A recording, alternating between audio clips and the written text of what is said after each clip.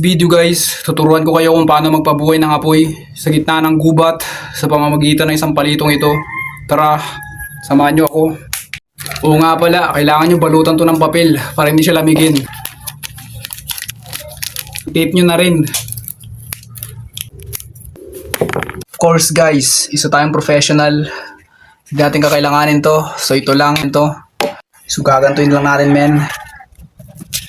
Kita natin siya. Let's go!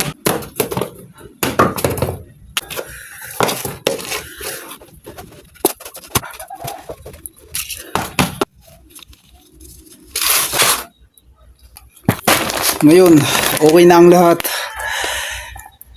Aalis na tayo, let's go na tayo. Let's go!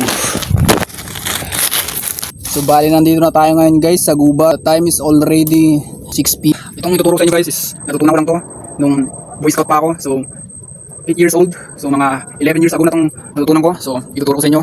Let's go.